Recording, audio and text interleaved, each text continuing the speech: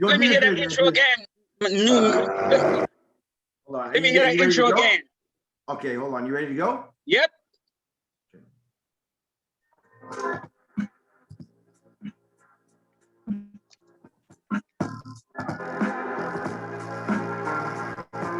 Welcome to the Eglinton West Pop-Up Podcast, Old Heads Talking Basketball Edition. I'm Clifton Joseph, and as usual, I got my man with me, the Canadian basketball legend, Michael Solomon, Victor Bains Marshall from Radio Region, the Middle Passage Show. You can check him on Wednesdays. And of course, all the way from the beautiful province of British Columbia, Conrad Fiddler, an old head basketball day one Raptors superfan.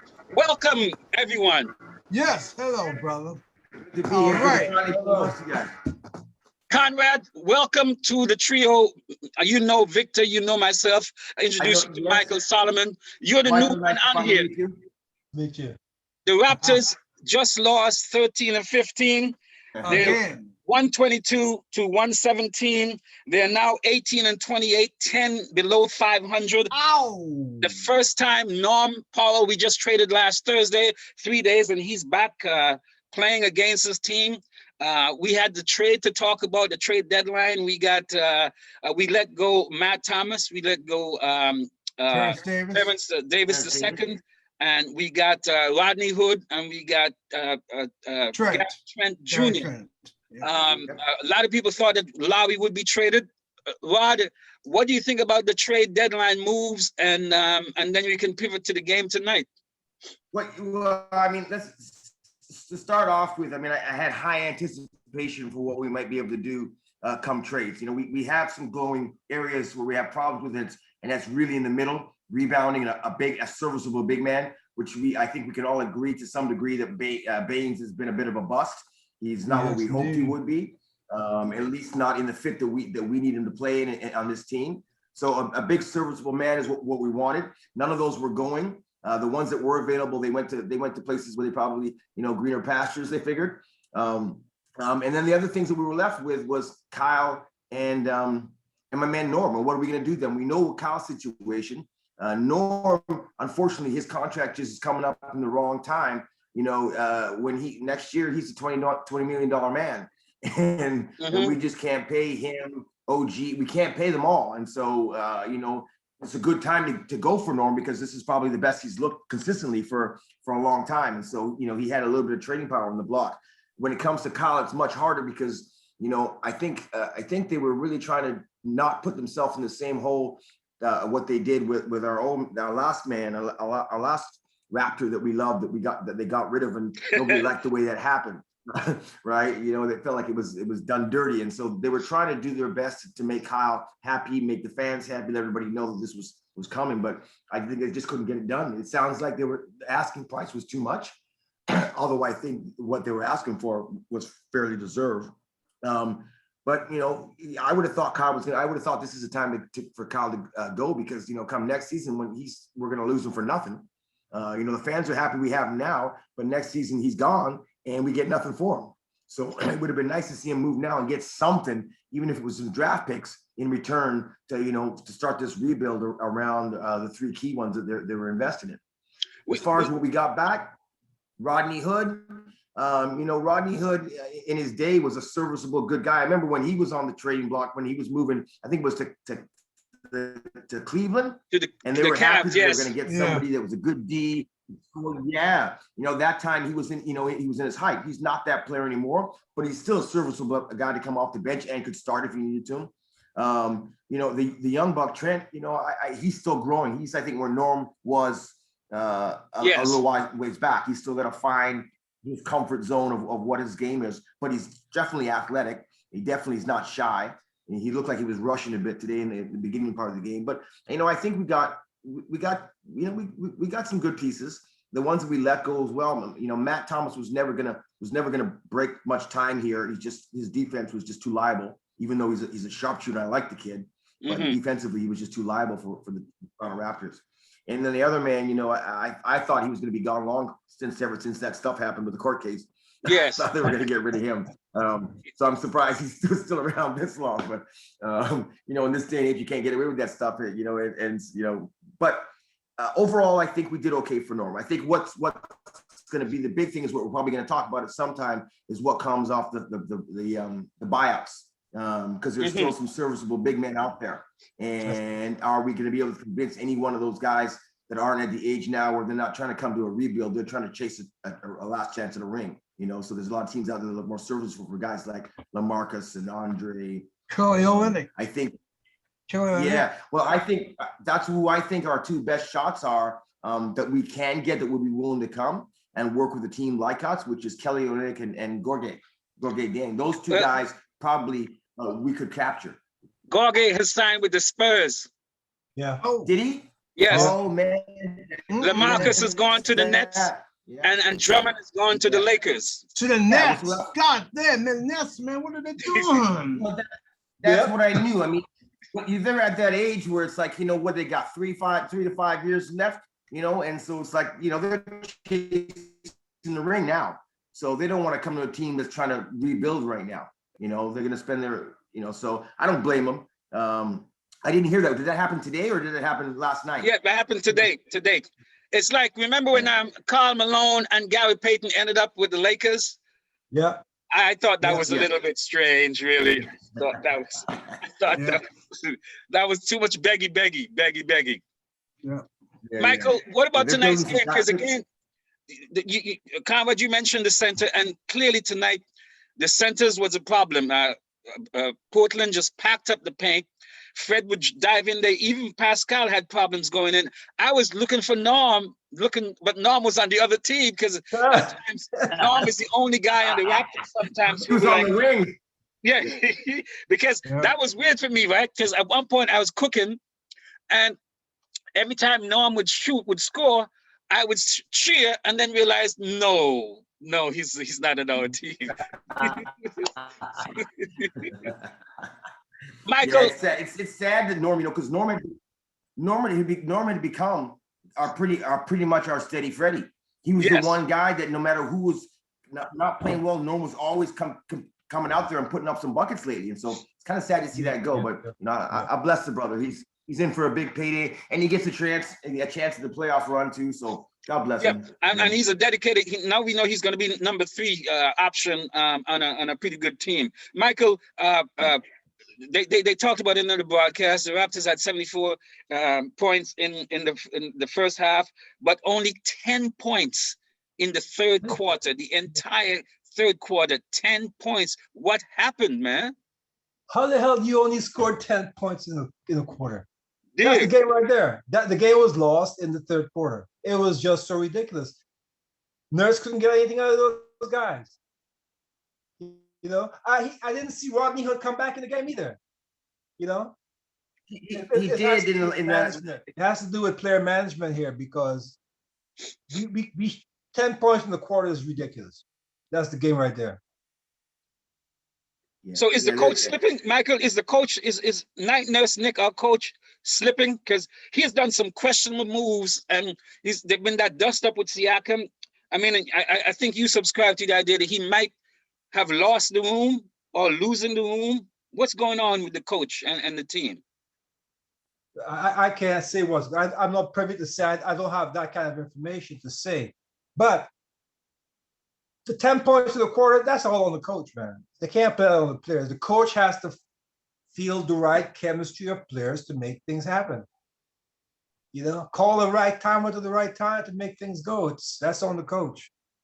But look here, Stanley Johnson in there. I've seen about 3 or 4 opportunities he had where he clearly just like passed the ball. He made 1 3 where he hesitated, and then he actually went in.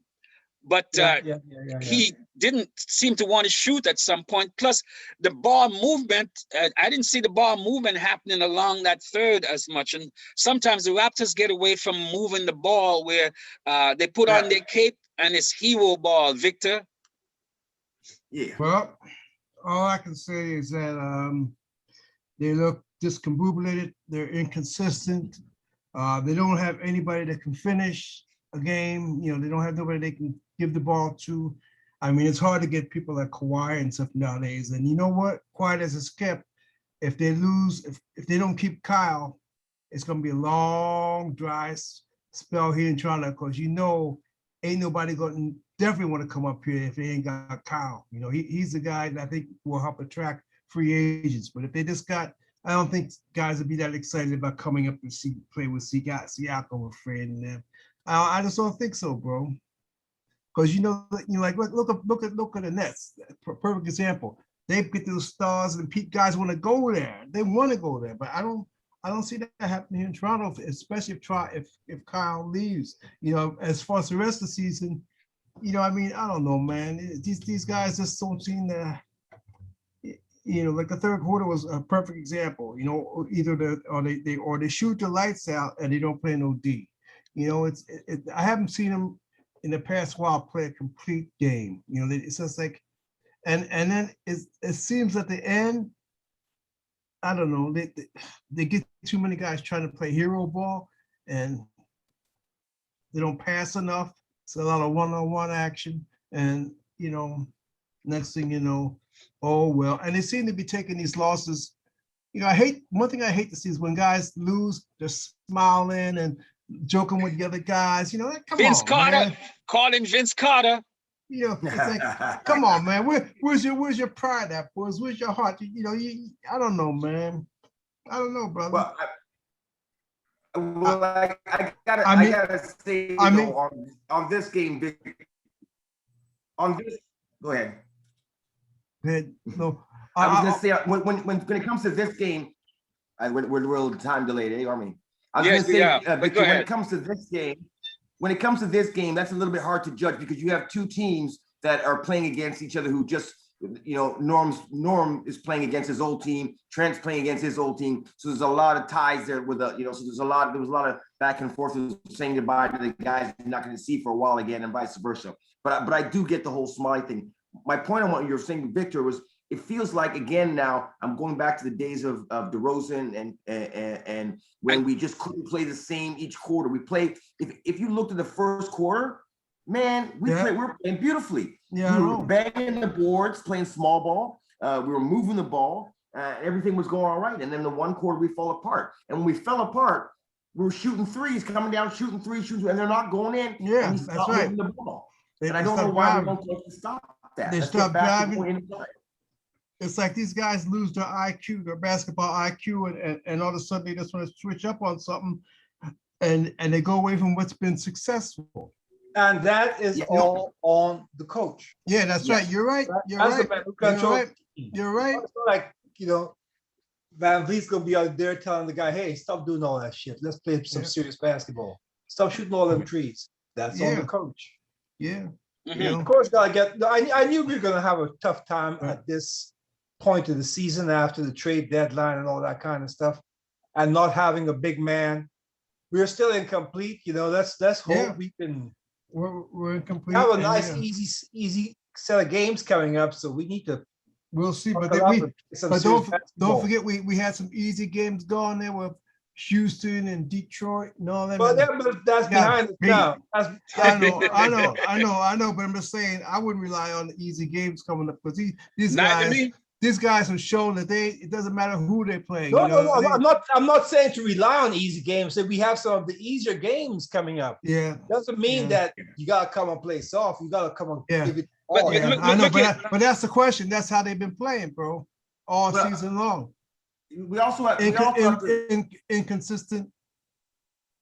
We also have to realize, for this losing streak, for a big part of that, we've had guys in and out of the lineup. Kyle gone, OG gone, and we don't have a big unit as it is. So when we had many of those games where we were playing, we only had two guys that are starters. I think we were bringing up guys from the G League. Now we got some guys in there that are potentially guys that are going to start or be first and second off the bench, and they don't know our defensive schemes yet. Yeah. So when we're playing like the first quarter, and we're playing run 'em, gun 'em, sock 'em basketball, like out in the schoolyard where you get the ball and you just move it, we're fine. But once they started to slow it down, then our defense was shown lacking, and that's because these guys don't know the switches that we do, and so that's why they ended up going sit down, because when they made that burst, because these guys are switching. Now a couple times you've seen Trent was like, "Where am I supposed to be?" right? And when you play a defense where you switch that much, it takes some time to get into that scheme. You can't just jump on. It's not like just good pick up ball, right? And those guys are going to have some time to take. And they also don't have the guy who used to, two of the guys who used to be the guy that called out those defenses to them, were very vocal, are no longer around. Marcus Saul, those guys were the key guys that did that. Speaking of being around, tonight we were without Kyle Lowry, who was on the bench in street clothes, and we're also without Bambry and Watson Jr. for COVID protocol. So we're without three people. But again, though, we've treasured Nick Nurse as a guy a coach who's able to use what he got to get what he wants to get going. And we still haven't seen Watanabe's been missing for a while, Michael Solomon. A number of the other cats, McCaw didn't play tonight. McCaw played, but did he play? I'm trying to remember if I saw him. I didn't see him. And the coach had identified that he was trying out, remember he's been trying out Flynn and Watson Jr. looking for some consistency off of the bench. And I think that's one of the things we're going to see. They might be working out right now, because we're not going to win the championship this year, y'all. I don't know who's we ain't winning. So let's see who we got, what we got. Victor, as you were saying, in terms of free agents coming here, if we can nab a guy like that Brother Holmes in Sacramento, if we can pull out that dude who wants out in Collins in Atlanta, if we can get somebody who fits the trajectory of, we've invested in Fred, OG, and Siakam, right? Those cats are making about nearly $80 million between the three of them. So we just need, and I think this guy here is a replacement for Gary Trent Jr. is a replacement for Norm. He's 22. His cap space is just about $2 million instead of the 16 it would have been for Norm. We got him for another year. Rodney Hood, 10 million. We have him for 2 years. If you want him for a second year, he is on the audition. And I think he could be probably our best bench player next to Boucher right now. Yeah. But you know what? I think that those guys, Collins or them, they're okay. But I mean, for me, we need, like I said at the beginning, we need somebody that you can give them.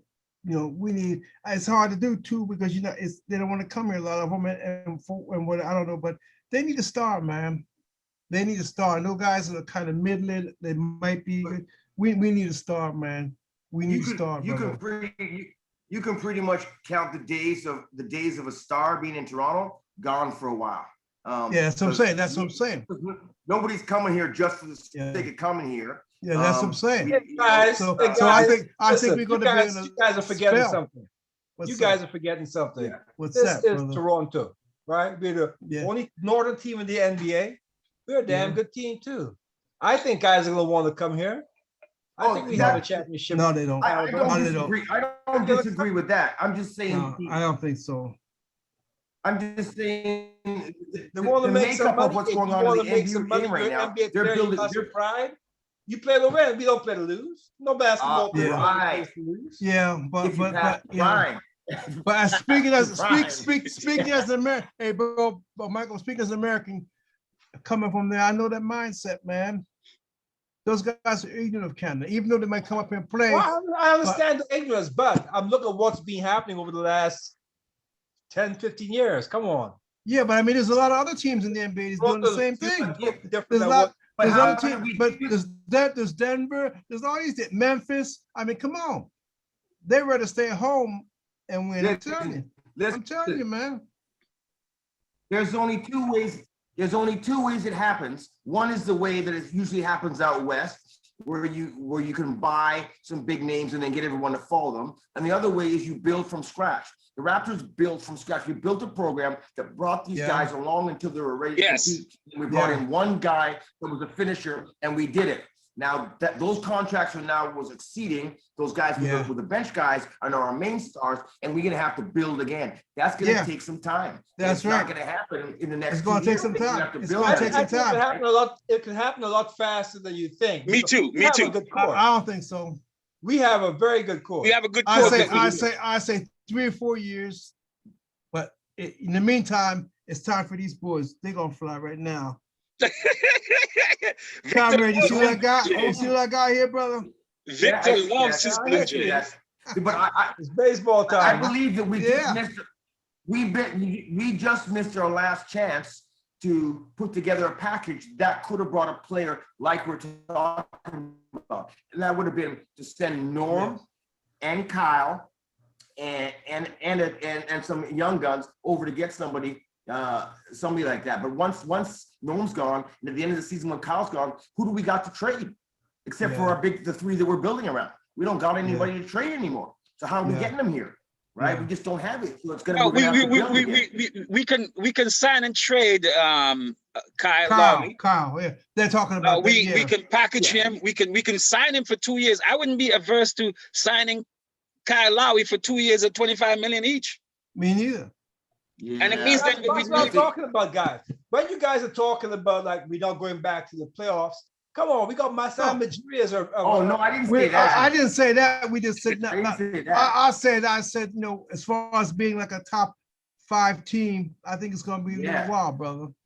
Or a championship team. It's gonna be a minute. Yeah, it's gonna be a minute. Yeah, we can float around the edges of the playoffs again. Yeah, I think that depending on who we draw, but we're not going to be 1 and 2 in the East again for a while. No, not with the way Brooklyn's stacking up, man, in the Sixers now. And Brooklyn is stacking up for disaster, man. They got too many. They got too much to work with now.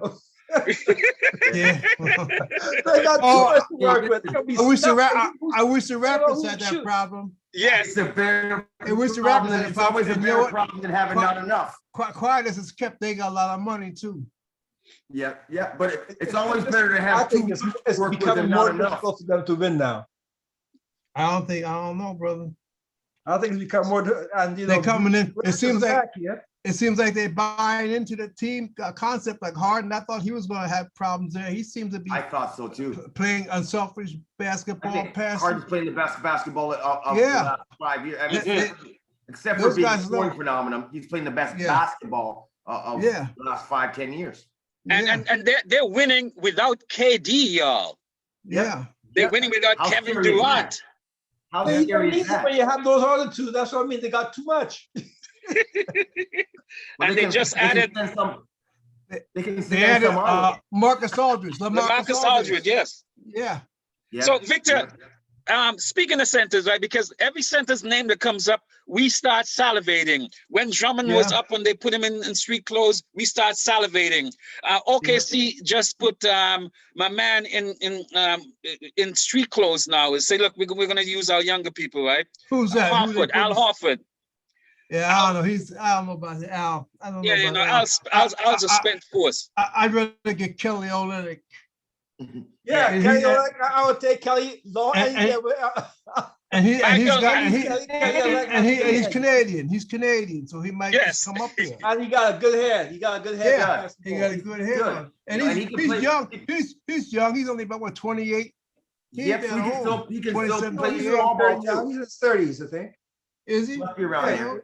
He can play both styles. He can play small ball and he can slow it down as well. So that's perfect for him. And he can hit the three. And he can hit the three. He can hit the three. Yeah. Yep. Boy, we sound like desperate housewives, boy. We're like, give us nothing. He's available. We'll take it. We'll take it. He looks beautiful. But it's really disappointing and frustrating when they get a chance and they're right at the end and they just can't. So it's like almost they're gonna lose. So how they're gonna find a way to lose? There was no Kyle playing tonight, guys. You know. Yeah, I know. Could you imagine if Kyle was in this game? How different it was going to be? Oh gosh. Well, see, I was thinking the difference in that quarter. In that quarter, Kyle would have been able to slow them down and start running some plays and start penetrating and kicking, like taking some layups, giving guys some easy buckets, taking some charges. Yeah. More. And that's how the game goes, man. But it's like I'm quite confident how the season's going to go right now. I hope we make the playoffs. Whatever big man we get, he's going to be good enough to take us down the road. And you know something too? Once you get in the playoffs, it's anybody's game. I mean, they can get hot. I see it happen before. Exactly. Team gets in there, gets hot. Injuries. Yeah, we'll see. But brothers, I gotta split now, man, because I gotta get up early in the morning. But Victor, Always a pleasure. Until next time. Hey, thank you, Victor Bains Marshall. You can catch Good to see you again, brother. You hold it down out there, man. RadioRegion.com. Oh yeah. All right, my friend. Take care. Peace. Thank you, Victor. Peace out, brother. Rod, we've talked about this. Pardon? Yes, the big. Rod, we've talked about this a number of times, right? Is that at the same time that you have the big teams, like you have the Lakers, anytime there's a big three, you got like Kevin Durant and Kyrie Irving and Harden and the Nets, and now LaMarcus Aldridge. These teams generally have a problem with their bench. One of our successes in the past years have been our bench mob. Wow. Right. We only have 10 minutes left, gentlemen. I was just informed by Zoom freeness that we got 10 minutes. Rob, so what about, we just need a center. Kyle is still with us. If we get a center, we have a starting five. What do you think we should do with the bench? Well, unfortunately, the benches are limited because nobody, you can have a bench for about a good 2 to 3 seasons, and that's it, because eventually your bench becomes your starters. That's the whole point of it, right? Yes. And when that happens, is it still coming up through the pipeline? We were lucky. Our bench mob lasted for a good while. We're going all the way back to the big white boy that we traded with, that went to the Spurs with Total. DeMar. You know, all those guys were originally the G League, yes, and then bench mob guys, right? Then they became starters or first off the bench and second mob. But eventually that runs out. Now all of our guys on the Raptors were guys that were on the bench mob. Siakam, Van Vliet, they were all bench mob guys. Norm, well, before he left, those were all bench mob. Now they're starters. So it didn't follow up. It doesn't kind of keep following up. So eventually that runs out. As far as when we look at our team, though, if you look at them on paper at our team, our starting 4 or 5, starting at least 3 to 4 of those players on the team can match up with anyone. Yeah. You're just missing something solid in the middle to be able to, get those rebounds. Yeah. The way that they were banging those the way that they was fighting for those rebounds in that first quarter, like everybody was all over it. They couldn't keep that up, man. They need someone who can be in there and bang that, so the OG doesn't have to be doing that every play, right? Because you can't put that much effort in on that side, and on the other side, like, sooner or later you're gonna have to sit down and rest. And we didn't have it. They're not resting. And so you need a banger in there who can say, I got this. You know what I mean? Let them come to me, right? And we didn't have that. We got 3 guys banging the boards every play on the first quarter. By the third quarter, then there was one, the ball was rolling and they weren't even bending down for it. Right? Michael, so, the benches exist now. Clearly, the coaches said that he's favoring Malachi Flynn and Paul Watson Jr. right now. Who else? I know you've had a sweet eye for Watanabe at one point, Stanley Johnson. Now that we've lost Matt Thomas and Davis II, Terrence, what of our bench now? And of course, Boucher. I see Boucher as a starter bencher, kind of. So we don't have much. We have like about 8 guys we can rely on this team. We have 8 guys we can rely on, and Hood. And Johnson, Hood and Stanley Johnson, in addition to the starters. What about Bambry? Yeah, Bambry, he's and Watson to some degree. 8 guys, that's it, really. Mm-hmm. Anything else is just stretching it, trying to fill a gap. But we need we need to get that center in here now. We can't. We just. How long we've been saying that, brother? Games right now, man. We're just playing games right now. I can't feel serious for anything until that big man comes on the scene. I can't be serious for anything until that happens. I always still go to bed at night and wish I could get Valanciunas back in here. Yeah, that's right. That's right. I love Valanciunas, man. We got rid of that man when he was from the top. We let him go. I was like, yeah. Yeah. Like he's still putting up 21 a night. He's still putting up 21 over averaging 20. Yeah. They totally mismanaged that move. I mean, it got us the championship, but I thought that they vilified JV too much, and that a lot of the problems wasn't his. They asked him to do all kinds of things, and when people would pass by, blow past Lowry or DeRozan especially, they'd blame him for that, for leaving his man and try to protect the basket. You know what I mean? So, but who else, gentlemen? Time is ticking away with us. We've got another game tomorrow night, and we've got a number. The schedule is in other times. You'd say we should roll over some of these teams, but I'm not sure who the Raptors can roll over now. We played a sublime game. That sublime game we played against Denver. Yeah, that was like a textbook.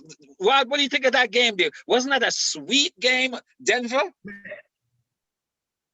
It's unfortunate that they've now reached the status because they have so many players that have been to the top of the mountain that when they have those kind of games that everyone expects, oh, here we go now, we're gonna get a whooping, that they can step up.